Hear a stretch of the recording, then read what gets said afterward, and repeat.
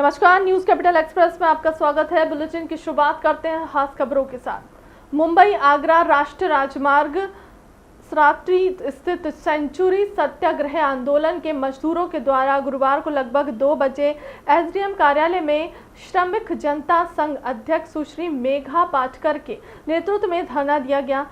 Century company के मजदूरों ने धरना देकर एसडीएम कार्यालय में नारेबाजी भी की है। सेंचुरी कंपनी जो कि अभी भी विवादों के घेरे में चल रही है। सेंचुरी सत्याग्रह आंदोलन पिछले 1600 दिन से चल रहा है, जो कि हाईकोर्ट में मामला विचाराधीन है। सेंचुरी कंपनी के राजकुमार दुबे दुर्गेश खब से श्याम भदाने ने बताया कि मजदूरों के साथ सेंचुरी कॉलोनी परिसर में मंजीत ग्लोबल कंपनी लिमिटेड के लिए वहां बाउंसलरों के द्वारा अभद्रता का व्यवहार किया जा रहा है। कॉलोनी परिसर में आने जाने वाले मजदूरों को रोका जा रहा है। उन्हें एक कैदी की तरह कॉलोनी परिसर के अंदर कैद करके रखा है। कौन सी धारा क्या कहती है? डिसीजन दिया है उसका पालन अगर कोई एसडीएम नहीं करवा सकता है। वही चीज हम कह रहे थे। देखो आपसे पहली बार बात हो रही है, आप लोग से पहले भी बात मैं जानती हूँ। जज साहब से बात करी थी पहले, तो उसमें जज साहब या तो उसमें एक लाइन लिख देते हैं कि स्थानीय प्रशासन मतलब पुलिस है इनको आदेशित मजदूरों को जीने का अधिकार देना होगा, रोजगार का अधिकार देना होगा, रोजगार का अधिकार देना होगा, रोजगार की हत्या नहीं चलेगी, रोजगार की हत्या नहीं चलेगी। मध्य प्रदेश शासन हस्तक्षेप करो। अभी तो ये अंगड़ाई है, आगे और लड़ाई है। मजदूर एकता जिंदाबाद, मजदूर एकता जिंदाबाद, श्रमिक जनता संघ जिंदाबाद जिंदाबाद जिंदाबाद, श्रमिक जनता संघ जिंदाबाद जिंदाबाद जिंदाबाद। कंपनियां हिंसा का उपयोग सीधे आम कर रही है। इसमें मंजीत ग्लोबल, मंजीत कॉटन और सेंचुरी भी है। और जो घनश्याम दास बिरला की परंपरा मानने वाले बिरला नहीं है, और वो बाउंसर्स का उपयोग कर रहे हैं। और जो अधिकार है जो कोर्ट ने मंजूर किया है, कोर्ट की कसरावत के वरिष्ठ खंड की ऑर्डर है कि ये जो अंदर रह रहे हैं, जिनका विवाद जारी होते हुए इनका रहने का अधिकार है। और कोई भी ऐसा अधिकार किसी भी कोर्ट ने कंपनी को नहीं दिया है कि वो शारीरिक शक्ति और पुलिस बल इस्तेमाल करके घर खाली करवाए। तो उनको पानी बिजली देनी चाहिए, उनके गेट्स खुले रखने चाहिए, लेकिन उसका पालन नहीं कर रहे हैं। ये एसडीएम साहब ने मंजूर आज किया है। आप उनकी बात देश को सुनाओ। और ये भी वो कहते हैं कि आप जज साहब से लिखवा लाओ। जज साहब से कोई लिखवा लाते हैं? हम तो विनम्रता से न्यायपालिका के सामने प्रार्थना करते हैं, प्रेयर्स कहते हैं उसको। और उन्होंने जो आदेश देते हैं वो चाहे सुप्रीम कोर्ट का हो, चाहे लोएस्ट कोर्ट का हो, निचली कोर्ट का हो, उस आदेश का पालन जिनको आदेश दिया है उनको करना ही होता है। अजान हो रही है, पर उस आदेश का पालन करवाने का आदेश हर आदेश में कभी भी किसी भी अधिकारी को या मंत्री को दिया नहीं जाता है। ये उनका कर्तव्य और जिम्मेदारी होती है कि वो पालन करवाए, लेकिन वो कह रहे हैं कि हमसे ऐसा लिखवा लाओ। डिस्ट्रिक्ट रजिस्ट्रार के पास हमने चुनौती दी है रजिस्ट्री को, जो 426 करोड़ की प्रॉपर्टी 62 करोड़ में बेच रही, इतनी बात नहीं है। वो मिल्स नहीं बेचे हैं, वो संपत्ति बेचे हैं, क्योंकि मिल्स बंद थी। उन्होंने रजिस्ट्री में स्पष्ट झूठ लिखा है कि मिल्स में मैन्युफैक्चरिंग, डिस्ट्रीब्यूशन एंड सेल चालू होते हुए हम बेच रहे हैं। उन्होंने यान की प्रॉपर्टी और डेनिम की प्रॉपर्टी, इसमें भी अदला बदल किए हैं। कोई केस चालू नहीं लिखा है, जबकि केसेस चालू है उनके ऊपर। और ये सब बातों के बावजूद उनकी रजिस्ट्री कैसे मंजूर की डिस्ट्रिक्ट रजिस्ट्रार्स ऑफिस ने, वो जवाब क्यों नहीं दे रहे 6 महीने से? तो यहाँ विवाद पेंडिंग है, हाई कोर्ट में विवाद पेंडिंग है, क्योंकि जो विवाद है यह हाईकोर्ट ने पहले मंजूर किया और वो औद्योगिक विवाद अधिनियम के तहत लेबर कमिश्नर की फर्ज थी कि वो दोनों पार्टियों को बुलाए, हमने विवाद पत्र पेश करने के बाद, और अगर नहीं विवाद निपटारा हुआ तो ट्रिब्यूनल को रेफ़र करें, लेकिन वो उन्होंने नहीं किया। इसलिए फिर से हम हाईकोर्ट को कहा है कि आपने ही पिछले साल जो ऑर्डर दिए है उसका पालन करवाओ। तो देखिए इस देश में आज ऐसा हो रहा है कि पहले तो आदेश लेने के लिए गरीब को, श्रमिक। नरसिंहपुर एक और मुख्यमंत्री शिवराज सिंह चौहान और गृह मंत्री महिला संबंधी अपराधों को लेकर गंभीरता जाहिर करते हुए त्वरित कार्रवाई का भरोसा दिला रही है, तो वहीं दूसरी तरफ मध्य प्रदेश के नरसिंहपुर जिले की पुलिस एक महिला के साथ हुए दुष्कर्म की रिपोर्ट दर्ज न करते हुए कानून की उस मंशा को दरकिनार कर रही है जिसमें यह साफ कहा गया है कि महिला संबंधी अपराधों में पुलिस को त्वरित कार्रवाई करना चाहिए। उक्त मामले में जब पुलिस ने मामला दर्ज न करते हुए पीड़िता को बाहर का रास्ता दिखाया तो थक हार कर पीड़िता ने आज 2 मार्च की शाम जहरीले पदार्थ का सेवन कर लिया। अब पीड़िता जिला अस्पताल में जिंदगी की जंग लड़ रही है और अपनी बेसब्री से अपनी आंसू बहा रही है। यादव की वजह से खाया, आकाश यादव की वजह से। आकाश यादव की वजह से? कौन है आकाश यादव? आकाश यादव हमारे हस्बैंड का दोस्त है। हाँ। जी, उसने हमारे साथ गलत काम किया था। हम स्टेशन थाने गए थे रिपोर्ट लिखवाने, उसके पर उन लोगों ने हमारी कंप्लेंट नहीं की। कंप्लेंट नहीं लिखी? जी नहीं, हमें से उल्टे बोल रहे थे कि हम तुम्हें को जेल पहुंचा देंगे। कौन बोल रहा था? वहाँ के टीआई बोल रहे थे और मैडम बोल रही थी। अच्छा जी। इसके बाद आपने कहीं और शिकायत नहीं करी? इसके बाद हमने 108 में भी कंप्लेंट की थी, तो वो मैडम में फिर वहाँ उसके बाद फिर यहाँ पे वो कौन सा हॉस्पिटल बोलते हैं उसको, सदर मड़िया के आगे थोड़ी कोई सा हॉस्पिटल है, वहाँ पे एक शोरूम खुला है महिला थाने का, वहाँ पे भी गए थे। वहाँ पे भी उन लोगों ने लिखा पढ़ी करी, उसके बाद कुछ नहीं करा। हमने आज फ़ोन लगाया तो उनके पास भी कुछ नहीं बोला। हम बहुत परेशान हैं सर, हमने इसलिए जहर खा लिया। क्या हुआ था जब रिपोर्ट लिखाने आप गए थे? रिपोर्ट लिखवाने गए थे, फिर टीआई ने रिपोर्ट नहीं लिखी और हमसे बोल रहे थे कि तुम ऐसा बोलो कि हम रिपोर्ट लिखवाने नहीं आए हैं, हम पुलिस को गुमराह कर रहे थे और तुम अगर ऐसा नहीं बोलोगे तो हम तुमको भी जेल पहुंचा देंगे। तो सर हमने फिर ऐसा बोला कि हम रिपोर्ट लिखवाने नहीं आए थे और इन लोगों ने फिर एक पेपर में कुछ लिख के लाया था, इन लोगों ने पढ़ने नहीं दिया हमें और साइन करवाए थे। इसकी सब वीडियो रिकॉर्डिंग भी करी क्या? जी सर।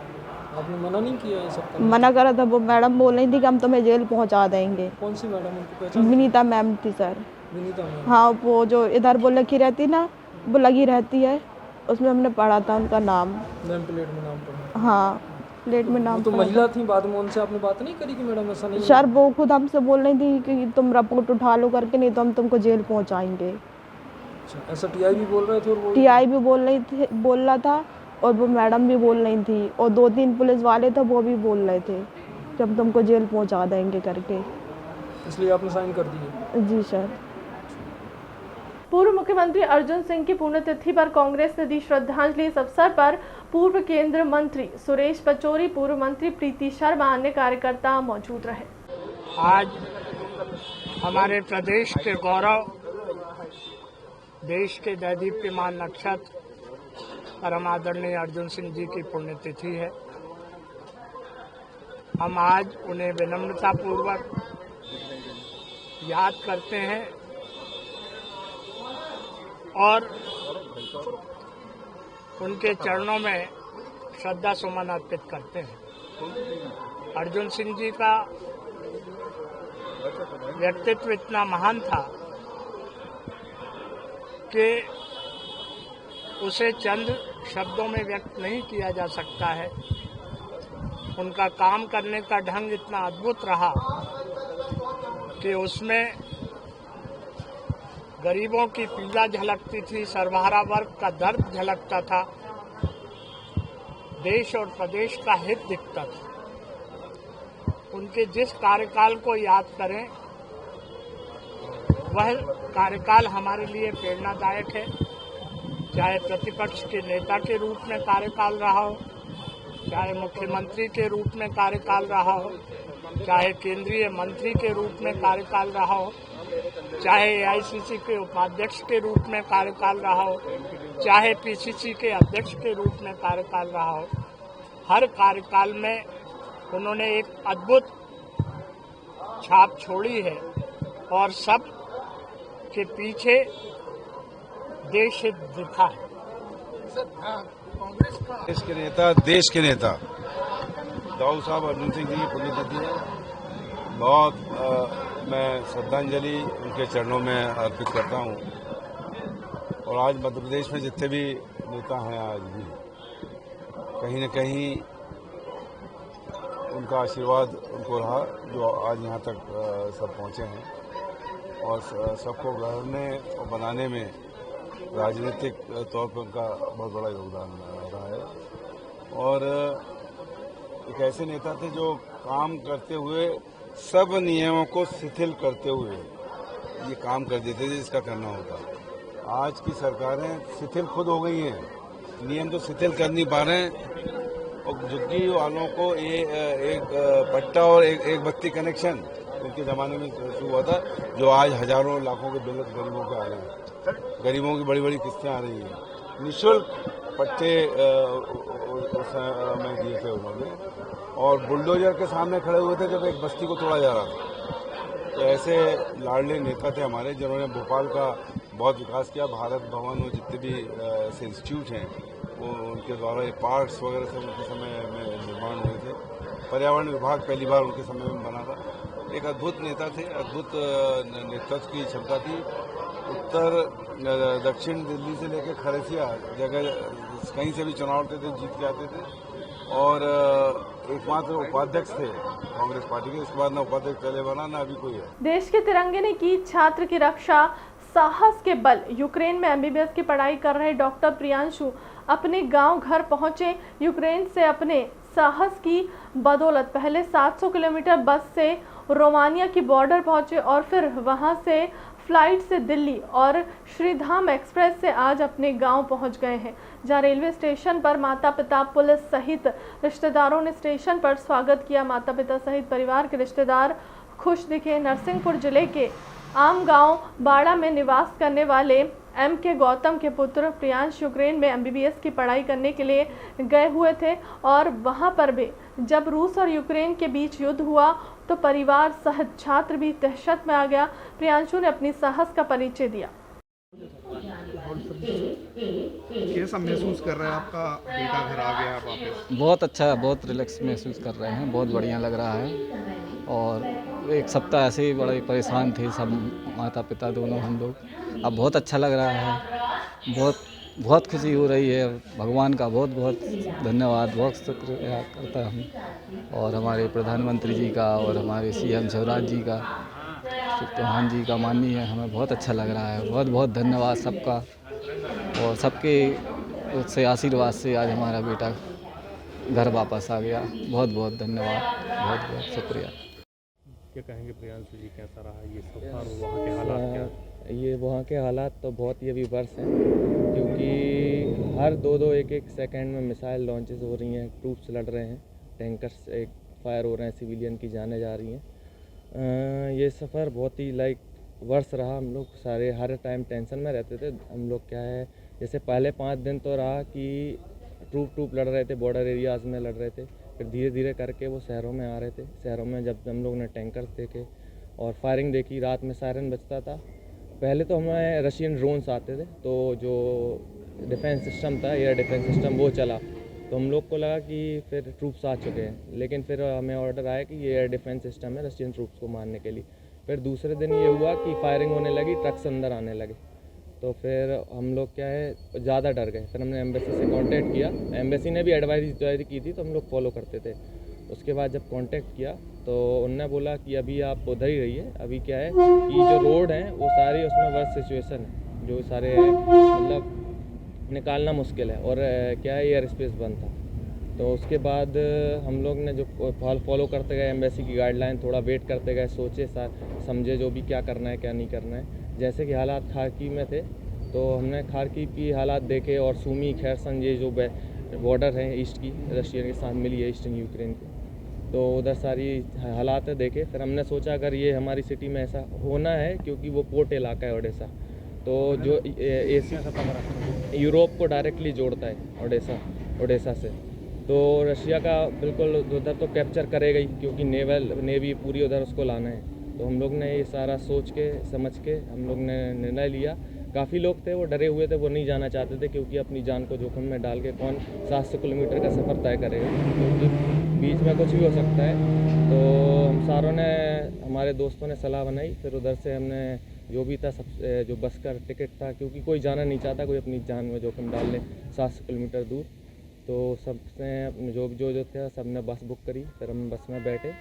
फिर बस से निकलते हुए 30 से 30 मिनट बाद एक न्यूज़ आती है, उधर की लोकल न्यूज़ जो चैनल है उसमें, कि जो नेवल एक आइलैंड है, स्नेक आइलैंड, उसको कैप्चर कर लिया है रशियन नेवी ने। उसके बाद नेवी से एक मिसाइल लॉन्च की है।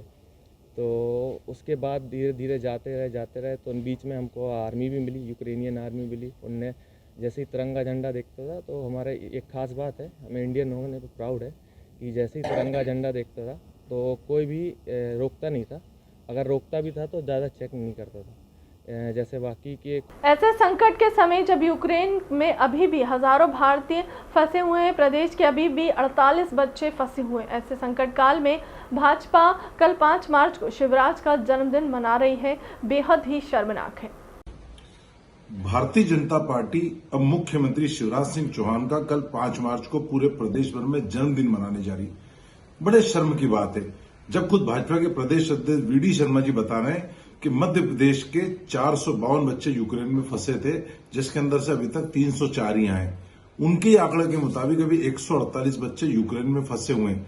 वो परिवार जो रात दिन सो नहीं पा रहे, जिनको अपने बच्चों की चिंता है। भारतीय की संख्या की बात करें तो 20,000 भारतीय यूक्रेन में फंसे हुए, जिसमें से भी कई हजार भारतीय आना बाकी। और ऐसे समय से संकट काल के समय भी यदि भाजपा मुख्यमंत्री का जन्मदिन मना रही तो निश्चित तौर पे ये शर्मनाक है। और भारतीय जनता पार्टी जो इवेंट अभियान आयोजन में लगी रही थी, कम से कम उनको यह तो देखना चाहिए कि आज प्रदेश के देश के क्या हालत है। आज हजारों भारतीय वहां फंसे हुए हैं, हजारों छात्र फंसे हुए हैं। मध्य प्रदेश के 148 छात्र अभी तक वापस नहीं लौटे हैं। भारतीय जनता पार्टी को तो संकल्प लेना चाहिए कि जब तक एक एक बच्चा यूक्रेन से मध्य प्रदेश का देश का वापस नहीं आ जाता, जब तक हम ना कोई जन्मदिन मनाएंगे, ना कोई आयोजन करेंगे, ना अभियान करेंगे, ना कोई इवेंट करेंगे। लेकिन इनको तो हर चीज में इवेंट सोचता है। अब मुख्यमंत्री का जन्मदिन भी इवेंट, मोदी जी का जन्मदिन भी इवेंट के रूप में मनाते हैं। पौधे लगाने की बात करते हैं, अरे हजारों पौधे आप लगा चुके हैं, आज तक उनके पत्ते भी हैं। यह हम मान सकते हैं कि आप प्रायश्चित करते हैं पौधे लगा के, क्योंकि मध्य प्रदेश में 6.5 करोड़ पौधे शिवराज सरकार में गायब हुए, उसमें बड़ा भ्रष्टाचार घोटाला हुआ है। तो ये पौधारोपण आपका एक प्रायश्चित है, लेकिन प्रायश्चित का समय भी तो देखिए आप, अभी क्या स्थिति है, कई बच्चे फंसे हुए और ऐसे समय आपको जन्मदिन मनाने की सोच रहे। निश्चित तौर पर भारतीय जनता पार्टी को यह आयोजन निरस्त करना चाहिए और यह संकल्प लेना चाहिए कि जब तक यूक्रेन का एक एक बच्चा वापस नहीं लौटाता, जब तक किसी भी प्रकार का आयोजन, अभियान और इवेंट हम नहीं करेंगे। बीजेपी के मध्य प्रदेश अध्यक्ष वीडी शर्मा की कॉन्फ्रेंस बीजेपी कार्यालय में मुख्यमंत्री शिवराज सिंह चौहान के जन्म दिवस को लेकर यूक्रेन में भारतीय छात्र उनको लेकर की कॉन्फ्रेंस संपन्न निधि अभियान में जो लक्ष्य है कि ज़्यादा से ज़्यादा लोगों और बूथों तक पहुंचना है। 15 मार्च तक बीजेपी के कार्यकर्ता लगातार मेहनत करेंगे। आज हमारे इस पत्रकार वार्ता में हमारे प्रदेश के मीडिया प्रभारी लोकेंद्र जी, प्रदेश मंत्री राहुल कोठारी जी, हमारे आदरणीय चतुर्वेदी जी, नेहा जी और उपस्थित हमारे सभी प्रवक्तागण और सभी पत्रकार मित्रों का मैं बहुत स्वागत करता हूं, बहुत बहुत अभिनंदन करता हूं। आज विशेष तौर पर आप सभी पत्रकार मित्रों के समक्ष भारतीय जनता पार्टी के हमारे प्रदेश के मुख्यमंत्री माननीय शिवराज सिंह चौहान जी का कल 5 तारीख को जन्मदिन रहता है। और जन्मदिन के तौर पर हम सब लोग जानते हैं कि अपने कार्यकर्ताओं का जो श्रद्धा का भाव प्रदेश के अंदर हर इकाई में कार्यकर्ता किसी न किसी रूप में मनाते हैं। माननीय शिवराज सिंह चौहान के जन्मदिन के अवसर पर उनके व्यक्तित्व कर्तृत्व के लिए कार्यकर्ता सदा कार्यकर्ताओं के लिए एक अनुकरणीय उनका व्यक्तित्व, जिस प्रकार से वो भूमिका निभाते आ रहे हैं तो वो रहा है। उसके निमित्त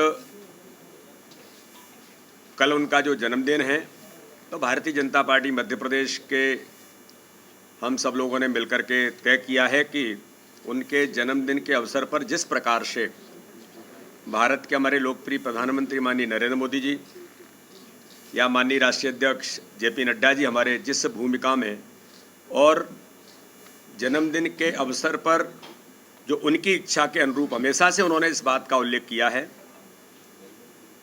कि सेवा और समर्पण के साथ हम अपने जन्मदिन को मनाएं, तो सेवा और समर्पण के साथ पर्यावरण के संरक्षण और संवर्धन की दृष्टि से जो आग्रह उनका हमेशा रहा है, इसी के अनुरूप माननीय मुख्यमंत्री जी की भी इच्छा है और भारतीय जनता पार्टी मध्य प्रदेश ने सभी कार्यकर्ताओं से अपील की है कि माननीय मुख्यमंत्री जी का जन्मदिन एक उसी अनुरूप सेवा और समर्पण के साथ पर्यावरण के संरक्षण और संवर्धन को दृष्टि में रखते हुए हम उनके जन्मदिन को पूरे मध्य प्रदेश के सभी कार्यकर्ता उत्साह के साथ मनाएंगे। हम सब लोग जानते हैं कि हमारे लोकप्रिय मुख्यमंत्री माननीय शिवराज सिंह चौहान ने पर्यावरण के संरक्षण और संवर्धन के लिए जो संकल्प लिया कि 1 वृक्ष प्रतिदिन लगाना, ये भारत के इतिहास में मुझे ऐसा लगता है कोई मुख्यमंत्री जनप्रतिनिधि जो इतना व्यस्त रहने के बावजूद भी, चाहे वो विदेश के अंदर रहे हों या देश के अंदर रहे हों, कहीं भी हों, लेकिन प्रतिदिन 1 वृक्ष लगाने का संकल्प उनका अनवरत जारी है। इसलिए हमारे कार्यकर्ताओं के लिए भी एक प्रेरणा है।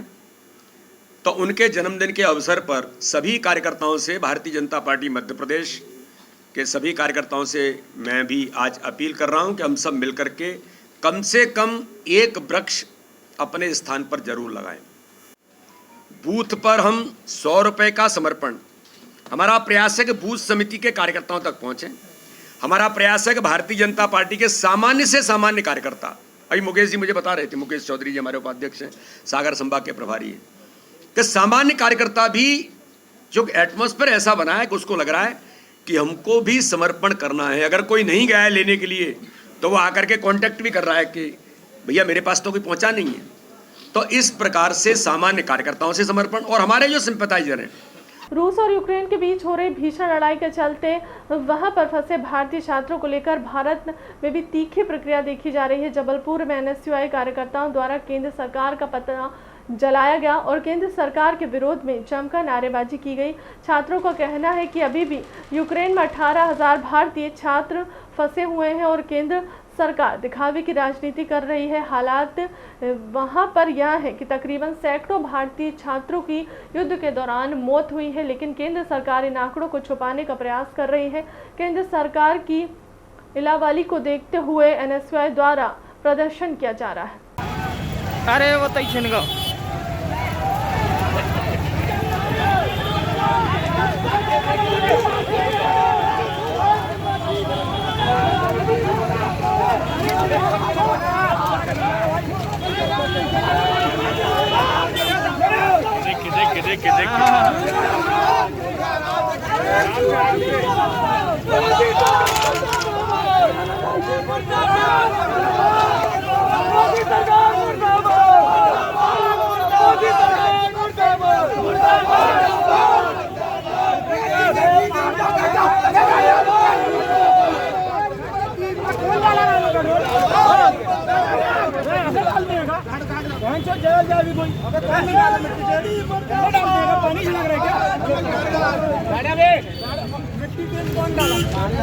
चल जाएगी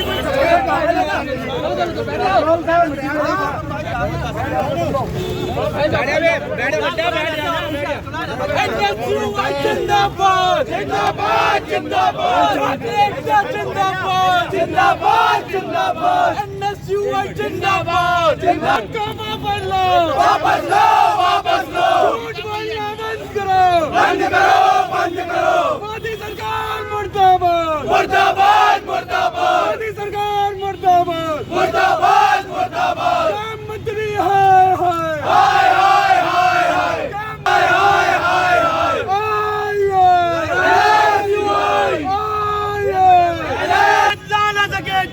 सरकार निकम्मी है। जमाती मुर्दाबाद मुर्दाबाद मुर्दाबाद मुर्दाबाद मुर्दाबाद मुर्दाबाद सिंधिया मुर्दाबाद मुर्दाबाद मुर्दाबाद को पहचान के जूते मारो तान के NSUI जिंदाबाद जिंदाबाद जिंदाबाद छात्र एकता जिंदाबाद जिंदाबाद जिंदाबाद मुर्दाबाद मुर्दाबाद NSUI जिंदाबाद जिंदाबाद जिंदाबाद NSUI जिंदाबाद जिंदाबाद। नेतृत्व में आज प्रदेश अध्यक्ष मंजुल त्रिपाठी के आह्वान पर एवं उनके निर्देश पर आज मालवीय चौक पर हम यूक्रेन में जो छात्र हमारे फंसे हुए 18,000 छात्र जो मोदी सरकार उनको अनदेखा कर रही है, वहीं कई छात्र लापता है, उनके फ़ोन बंद बता रहे हैं। और वहीं मोदी सरकार और कुछ अन्य मीडिया चैनल बता रहे हैं कि जो नवीन छात्र की मौत हो गई उनसे वो बात किए थे मोदी सरकार ने। और मोदी सरकार केवल धोखेबाजी कर रही है और छात्रों को अनदेखी कर रही है, उनकी मौत से जान से खिलवाड़ कर रही है, जिसके विरोध में हम चाहते हैं कि वो छात्रों को तुरंत से तुरंत अच्छी व्यवस्थाओं के साथ वापस लाया जाए और एक आश्वासन जो एक स्पष्ट दिया जाए कि मोदी सरकार कब तक और ये पूरे 18,000 छात्रों को कब तक ले आएगी सरकार। सौरभ गौतम, प्रदेश उपाध्यक्ष NSUI। आम आदमी पार्टी के राज्यसभा सांसद संजय सिंह प्रयागराज ने दिया बयान, बीजेपी को हिंदू मुस्लिम के नाम से जमकर धोया। संजय सिंह ने हटाया बीजेपी के चेहरे से पर्दा, कहा कि नौजवान को नहीं बरगलाओ का यही काम है। आपको कहते बेरोजगारी से तुमको मारेंगे, नौजवानों बोलना मत, हम मुसलमानों से लड़ रहे हैं। तुमको दौड़ा दौड़ा के घसीट घसीट के प्रयागराज के हॉस्टल से जूते से लात से लाठियों से बर्बरता से पीटेंगे, लेकिन नौजवानों एक भी शब्द मत बोलना, हम मुसलमानों से लड़ रहे हैं। कोरोना की महामारी में शमशान में लकड़ियां नसीब नहीं होंगी, तुमको दवा भी नहीं मिलेगी, ऑक्सीजन भी नहीं मिलेगी और तुमको बेड का इंतजाम भी नहीं होगा। मर जाना, भले ही तुम्हारी घाट पर लाश सड़ती हुई मिले, चील कौवे कुत्ते नोचते रहे, लेकिन रोना चीखना मत, मुसलमानों से लड़ रहे हैं। महंगाई के कारण तुम्हारी कमर टूट जाए, तुम्हारे घर में चूल्हे न जले, लेकिन आवाज मत निकालना, हम मुसलमानों से लड़ रहे हैं। देश का किसान भले ही 1 साल तक सड़कों पर बैठा रहे, आंसू गैस के गोले भी हम छोड़ेंगे, लाठियों से पिटवाएंगे भी, उनको खालिस्तानी भी कहेंगे, पाकिस्तानी भी कहेंगे, मवाली कहेंगे, 750 किसानों की शहादत भी लेंगे, लेकिन एक आवाज मत निकालना, हम मुसलमानों से लड़ रहे हैं। अरे बेईमानों, मुसलमानों से लड़ने के नाम पर तुमने पूरे हिंदुस्तान को बर्बाद कर दिया। अब ये बर्बादी हिंदुस्तान के लोग बर्दाश्त नहीं करेंगे।